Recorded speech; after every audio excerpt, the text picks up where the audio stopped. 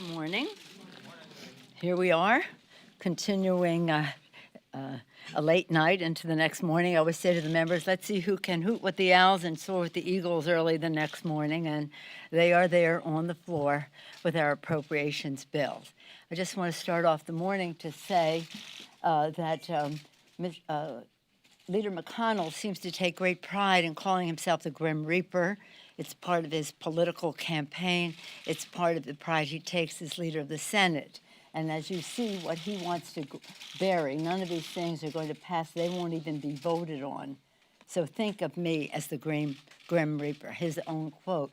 He wants to bury the For the People Act for cleaner government, the Equality Act for ending discrimination against LGBTQ community, dreamers, and to protect our dreamers and TPS recipients, paycheck fairness, equal pay for equal work, gun violence protection, common sense background check legislation. He's burying that. Climate action now. Climate action now. Let's bury that. Save the Internet Act, the net neutrality legislation young people are so concerned about. The Violence Against Women Act won't even get a vote. Lowering health care and prescription drug pricing won't even get a vote. That's what he said about our agenda, which encompasses most of our early legislation on what we promised for the people, to lower the cost of health care by lowering the cost of prescription drugs, by building the infrastructure of America in a green way, and in doing so, increasing paychecks, lower health care, bigger paychecks, cleaner government. Not even going to get a vote. Again, public sentiment is everything. President Lincoln, the Senate will certainly be hearing from the public on issues, values really, that have bipartisan support across America. This was our attempt to find our common ground. So many of these issues, whether it's gun safety or violence against women, and the rest rank very high across the board, across party lines. Right now, I'm very proud that on the floor of the House, as a former appropriator, the Appropriations Committee is putting forth legislation that reflects our values to meet the needs of the American people. Already, we've addressed issues like raising the funding for the National Institutes of Health, investing further in early childhood education. We are talking about, and that's in Rosa DeLauro's bill, Health and Human Services and Education and Labor legislation. We heard from Mr. Visclosky on the defense bill. So we're talking about a strong America, strong in our national security, our national defense, and strong in the health and education and well-being of the American people. I would love just to read to you all the provisions of the legislation, but they're there for you to see, and we'll be talking about them, enlarging those issues as to what they mean to the American people. So that is part of our legislate, investigate, litigate agenda. We're doing this, and at the same time, we are honoring our oath of office to protect and defend the Constitution of the United States. Yesterday, the President gave us once again evidence that he does not know right from wrong. It's a very sad thing that he does not know right from wrong. I believe that he has been involved in a criminal cover-up. I've said that before, and our investigation is demonstrating that. The Mueller report showed obstruction of justice in at least 10, perhaps 11 places. But for the president to be so cavalier, to disregard, to be indifferent to law and any sense of ethics about who we are as a country, to say he would invite foreign intervention further, intelligence community with great confidence has put forth that the Russians interfered in our election. That's an assault on our democracy. An assault on our democracy. This president says it's a hoax. He takes an oath to protect and defend the Constitution, but I guess it doesn't include him in terms of being to be held accountable to obey the law. So we have a package that we're putting forth in light of the Mueller report a package of legislation, duty report. If someone comes to you, mandating that campaigns report foreign offers of assistance, it shouldn't even, I mean, it's so self-evident as a matter of ethics, but we'll have to codify it, mandating a duty to report for campaigns reporting foreign interventions in our elections, protecting our elections with paper ballot. That's our election security bill that Zoe Lofgren is working on, and she is working with the Senate, hoping to have bipartisan support in the House for our legislation to protect our electoral system. Closing foreign money loopholes, that's Mr. Sarbanes' bill post the Mueller report. And Mr. Thompson will be having a hearing in the Homeland Security Committee about preventing foreign disinformation. That is just a sample of some of the things that will be out there. I believe we're making good progress on oversight. Our chairmen are doing a great job. I'm so proud of them, winning in the courts and winning documents from the Justice Department with the thought of contempt or following up on subpoenas. And we're going to get the truth for the American people so that they can know what the attack is on our country, what the president refused to do about it, and what he engaged in to cover up what was done. There's so many things happening. I just want to refer to one thing in Hong Kong. As many of you know, or some of you do anyway, the issue of China has been an important one for me since Tiananmen Square, even before, but in terms of public policy here in the Congress in Tiananmen Square. And on June 4th, we celebrated the 30th anniversary of the massacre in Tiananmen Square.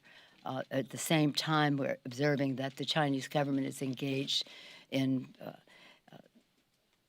arresting millions of Uyghurs and putting them into education camps, that they're diminishing the democracy in Hong Kong, trying to really just eliminate the culture, the language, the religion in Tibet. The list goes on and on. But right now, currently, as we gather here in Hong Kong, as you know, in the last few days, hundreds of thousands, if not 1 million people gathered in the street to protest an extradition law that the Chinese government wants the Hong Kong government to pass. It's such a horribly dangerous piece of legislation. I'm very pleased to be supporting legislation that Senator Marco Rubio and Chris Smith on the Republican side, Jim McGovern and I on our side, and others are putting forth to improve and modernize the Hong Kong U.S. Relations Act, U.S.-Hong Kong Relations Act, and that I think is going to be submitted today. They're just finalizing it, perhaps being submitted today. But this is so wrong, and I do hope that the president will speak about human rights in China and freedoms in China when he talks about trade with the Chinese. I am pleased with Secretary Pompeo's statement on what's happening in China now in this regard. With that, I'll take any questions you may have. Yes, ma'am. You always hit right there, so Nancy gets it. When it comes to this issue of opposition research, what would you do if a House Democrat accepted campaign assistance from a foreign power? Well, we're saying it's against the law. It's so against any sense of decency. But let me give you an example. Perhaps you don't know this, or maybe you do, but to remind. In 2000, when the race was between Senator Gore and Governor Bush, Tom Downey, a former member of Congress, close friend of Al Gore, was playing George Bush in the debate prep. And somebody threw over the transom or under the door, whatever place it came, the plans for the Bush campaign in the debates. They just got that to Tom Downey. He picked it up and sent it to the FBI. This isn't even foreign governments. That's what you do. There is a sense of decency about fruit from the forbidden tree, ill-gotten gain, about what again, how then Governor Bush would have conducted that debate. This is so, and just by dint of your question, with all due respect, you make it sound as if it could be a common thing. It is not. And what the president said last night shows clearly, once again, over and over again, that he does not know the difference between right and wrong. And that's probably the nicest thing I can say about him. Because if he doesn't know the difference, it could explain some of his ridiculous behavior. And now to invite further involvement of foreign governments into our election. There was an assault on our democracy, an assault on our country by the Russians. That has been clearly documented by the intelligence community. And the President of the United States, instead of coming to the defense of our democracy, has said it's a hoax. This is beyond, I mean, it's really, there is no sense of what's the word I wanted to find, any ethical sense that informs his comments and his thinking. Yes, ma'am. Yeah. I want to make sure we understand what you're saying, because you're going to be pushing for legislation here. Are you saying, is it clear now whether this is illegal, whether it's wrong? Is it illegal to take this kind of information? And in addition, one of your members at least is saying that this is impeachable, this attitude by the president. Do you believe this is potentially impeachable? There is in the law that you cannot accept contributions, and that includes in kind, from a foreign, your campaign cannot, from a foreign government. That is in the law. But if it needs more clarity, then we will go the duty to report. That's not that only you don't accept it, but you report it to the FBI, because it's an invasion of our democracy. So I don't have the language right here, but there is language in the law that prohibits any contribution. And again, contribution is in-kind information or whatever that is. But we want to make sure that it has more clarity and carries a responsibility to report. Mm-hmm. Patty. Madam Speaker, if you discovered, we're already in campaign season. If you discovered that this president in the course of the 2020 campaign accepted help from a foreign government, as he suggested that he might, would you consider that grounds to launch impeachment proceedings? It has nothing to do with any campaign. I want you to all understand that. As we go down this path to seek the truth for the American people and to hold the president accountable, it has nothing to do with politics or any campaigns. It has everything to do, if I may, answer your question, it has everything to do with patriotism, not partisanship. So as we collect all the facts, and it takes time because you have to do your research, make your request. If you go to court, you have to do the accommodation. You know what that is? It takes time to prove that you have tried to resolve the issue, and that takes time, and that's the path that we will be on. And it encompasses any and all of the comments that the president has made. It's all women in the front here. I'm so excited about that.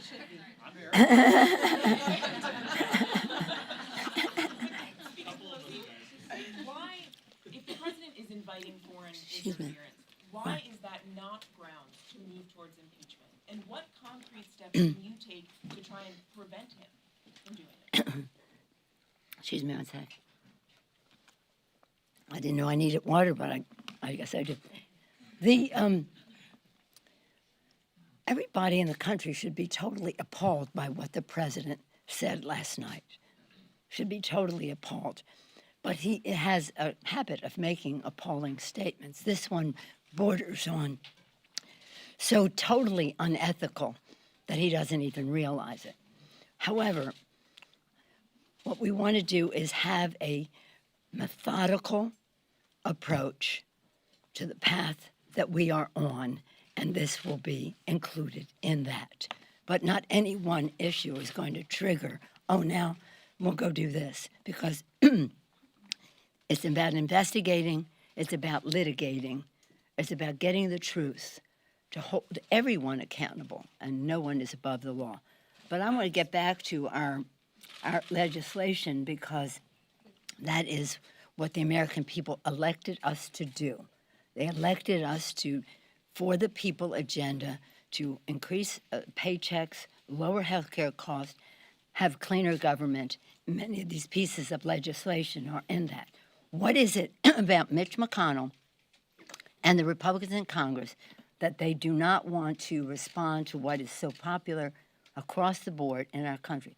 What is it, to take it back to your question, what is it about the Republicans in Congress? How much more can they bear of the president's unethical behavior that they think that they are honoring their oath of office? And I believe these are all connected. I think it's all about money. Connect the dots in all of this. It's all about money. And look at what the president is doing in terms of Saudi Arabia and the sale of perhaps nuclear technology as well as planes to Saudi Arabia. Follow the money. Who benefits from that? To declare a national emergency that he can bypass Congress in terms of those sales, bypass the law in terms of transferring of any nuclear technology to a country. Follow the money. Yes, Chad. Thank you. Good morning. On this issue of a COLA increase, is there, number one, a problem with the idea that people come here and because the pay isn't satisfactory, they can go off Capitol Hill and go to K Street, and that entails corruption? And why is it so hard, naturally, to then take a vote on this because it's so toxic for a regular pay raise or a COLA increase? And is that appropriate at this time when people, themselves back home in the Midwest or out West need more money? Well, it's hard at any time. It's not a pay raise, it's a COLA increase. And whether that comes to be, I don't know. It would have to be a bipartisan initiative if it were to be the case. And as you know, Mr. Hoyer feels very strongly in support of strengthening this institution, that there should be a recognition of with a COLA of the work that is done. Let me just say, listening to the members, because it's never a good time to bring up something like this, there is a sentiment in the country that Congress should not be just people who can afford to go to Congress. It should be about everybody having the opportunity. Many more women, many more people of color, and the rest. And that is where some of the unease comes from, that people say, it shouldn't be just for wealthy people. Well, it isn't just for wealthy people, but there is that impression. And there is an impression among members that it's hard to have two homes, raise a family, and all the rest. So that's part of what the discussion is. I don't see it as any, what did you say, you related to going to K Street? No, I think what I think is an issue in our country is the revolving door largely spinning madly in the executive branch as we see it now. Look at the people in the department, the secretaries in the cabinet. They're all connected to the special interest. So many of them have left already in disgrace, dismay, or disappointment. But you see their connection, whether it's EPA, and Interior, you name the list. There's so much connection to the, when I say private sector, I don't want to paint everyone with the same brush, but to special interest. I'll paint that in there. So this whole issue of this revolving doors is a separate issue and something that has to be looked into. But as we have inclusion, and that is an important value.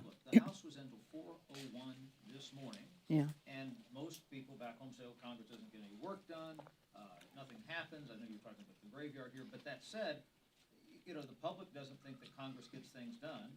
And the House was into 4 o'clock in the morning. The defense markup was quite late last night as well. No, till 7 o'clock this morning. But that's my point. Why does the public perceive this differently, and that's why they're opposed to a COLA increase, and members are afraid if they vote for that, they're going to get. I don't think that this is.